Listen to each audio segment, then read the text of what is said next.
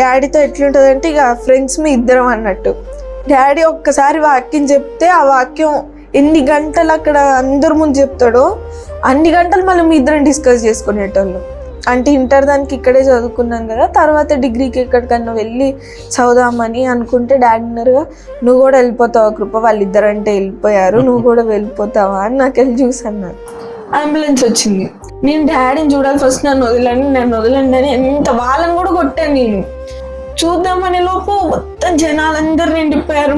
అందరు వెళ్ళిపోయిన తర్వాత అప్పుడు నేను డాడీ దగ్గర ఫ్రీగా ఉన్నప్పుడు డాడీ దగ్గర కూర్చొని డాడీకి ఇష్టమైన పాట పాడే చెవులో ఆడుతూ, డాడీ నువ్వెందుకు డాడీ నన్ను వదిలేసి వెళ్ళిపోయినా, మన ఇద్దరం చాలా డిస్కస్ చేసి ఉన్నాయి కదా అని నేను చో దగ్గర ఉండి మాట్లాడుతూ ఉన్నాను.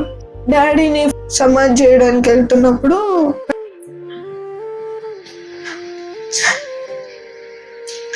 గుర్తొచ్చింది ఏంటంటే, ఎప్పుడు ఏడుస్తున్నా డాడీ ఒకటే అనేది, నా చింతలు ఎందుకే నవ్వుతుంది అనేవాళ్ళు.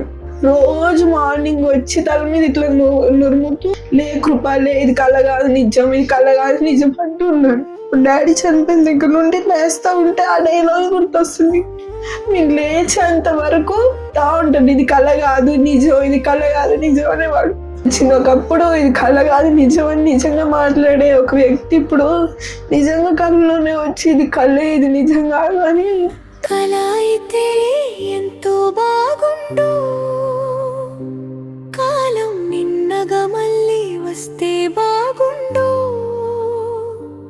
ఆగిన నవ్వులు అన్నీ మా వాకిట పువ్వులు అయితే, మాయని మమతలు మళ్ళీ మా ఇంటికి పరుగున వస్తే, ఆ ఊహే ఎంతో ఎంతో బాగుందో, ఆ రోజులు వస్తే మళ్ళీ బాగుండో. ఓ నాన్న నువ్వు నీ ప్రేమలు పంచే నవ్వు, మాకై మళ్ళీ వస్తే ఎంతో బాగుండో. మాకై మళ్ళీ వస్తే బాగుండో, కళ అయితే ఎంతో బాగుండో, కాలం నిన్నగా మళ్ళీ వస్తే బాగుండో.